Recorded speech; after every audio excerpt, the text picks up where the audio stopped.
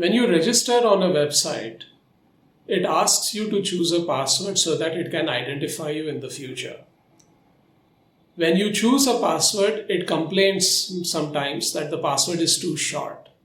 So you increase the length of your password and then it complains you must have at least one special character, one uppercase character, one number, and so on. And as a result, you end up choosing a complicated password. Well, let us try and answer the question why we should select a strong password. So to answer this question, we must first ask another related question, which is, how does an attacker try to get your password? One of the first common things that an attacker will do is to try some commonly used passwords. So there was a study conducted by the UK's National Cyber Security Centre, and they went through publicly available data of passwords that had been leaked, and they tried to find out which passwords were used most often by people. The top 10 most used passwords can be seen on your screen, and you can see some of your favorite passwords are there, including password, password1, 1, 2, 3, 4, 5, 6, and so on. So an attacker is always going to try out these passwords just to see if you're one of those few people who are not concerned about safety and have used such an insecure password. Now you might ask, how can I check whether my password is a very commonly used password? Well, there is a website for that. So what you can do is go to this website called haveibeenpawned.com/passwords and type in your password, and it will tell you whether your password was a part of a publicly leaked password data and how frequently your password appeared in that data.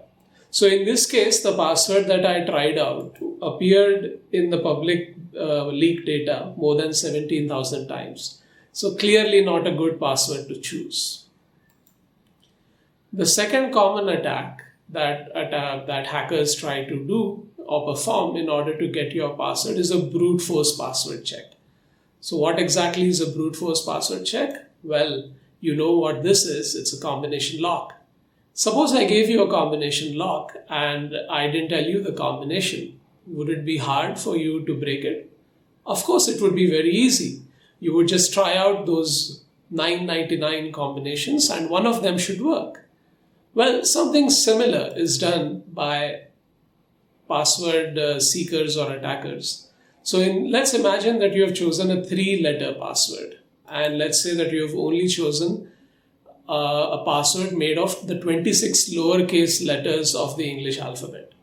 Then the total number of combinations that the password guesser or attacker would have to try are just about 17,500.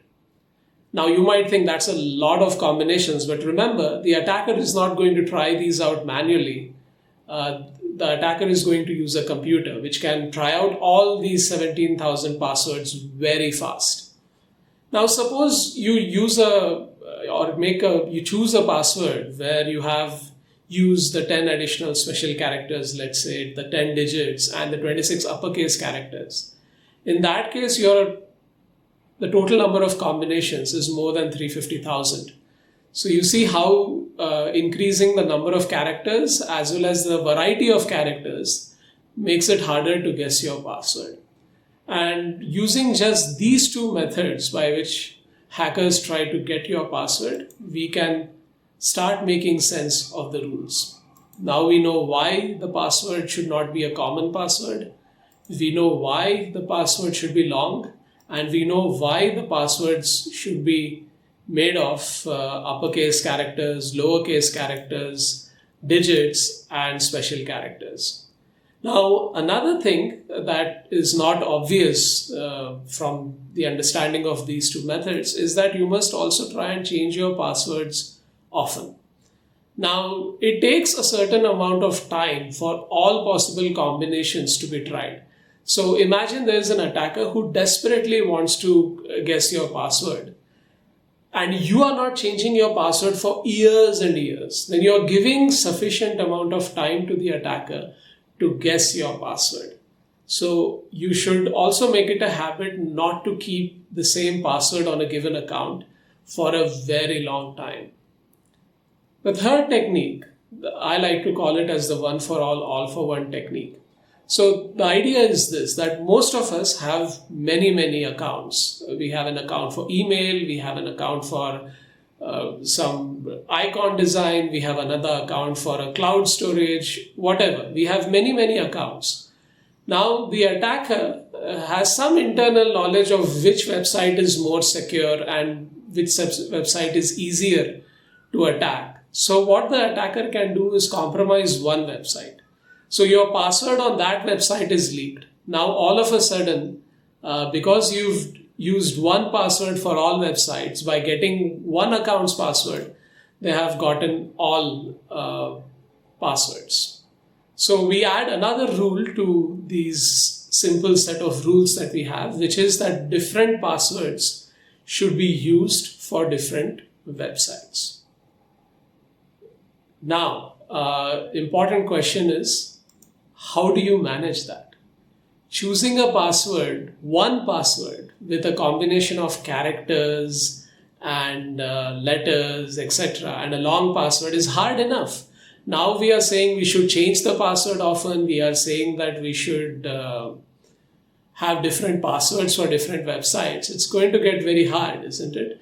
Well, for that we have a piece of software known as Password Manager. So what are password managers? Well, the basic idea is you have all your accounts and you store the passwords, or even the password manager can help you generate passwords for your websites, for the various websites you use. And they are all stored in a highly encrypted, secure database or password vault. And there is only one password that you have to remember, which is the one that unlocks this database. And that's how password managers work. So if you want to get started with using password managers, here are some recommendations. There's 1Password, which is a paid service. There is LastPass and Bitwarden, which are freemium model services, which means that you can use them for free. But if you want to use additional features, you have to pay. Now, the common thing between all these password managers is that they are cloud-based, which means that your password database is stored on a cloud. What does that mean? It means there is some physical server, computer, that is owned by these services, and your password database sits on that computer. Where is that computer? Who can use that computer? What country is that computer stored in? What are the local laws? You have very poor awareness of these aspects of your password database. So a lot of people are not comfortable, so they prefer using something that is offline, something that they control where the password database or password vault should be stored. So for those people, I would recommend the KeePass family of password managers. KeePass XE is the most up-to-date and well-maintained. But remember, there is a danger if you decide to use offline password managers. Recall this diagram where we showed how password managers work. Now, for some reason, you're using an offline password manager and you lose your password database because your computer crashed and the hard disk burnt out. Or you lose your password, you forget your password. Then you essentially lose the passwords to all your sites, or at least the sites you are managing using password managers. So you have to be very careful. If you're using an offline password manager, it is now your headache to back up the password database, store it properly and securely. And if there are multiple copies, if one copy changes, other copies should also change. All these things become your responsibility. Whereas for cloud-based, they are managing a large amount of this headache for you. Now, remember, don't be in a rush to start using password managers. My personal recommendation is choose a password manager, take some non-critical accounts and migrate them to password managers, play around, use them for a few days, and when you're confident that you have understood how password managers work, then you can slowly move other more critical accounts to a password manager. Now, before I end this video, I'd like to recommend a very simple exercise to all of you. I would ask you to go to this website, which I have mentioned before. It's called haveibeenpwned.com, and type your email address or all your email addresses one at a time, and check whether that email address has been a part of a security breach or an attack or a data leak attack. So in this case, for example, the email address that I have typed has been a part of at least one well-known public hack. Now, even if you don't find your email address as a part of a publicly well-known attack, you should not relax, because it could be a part of a smaller attack which has not been recorded, or it could be a part of a future attack. So independent of whether your email address appears in the publicly available data of hacks, you should make it a habit to use as much security as possible, and passwords are a very important part of that security aspect. Thank you.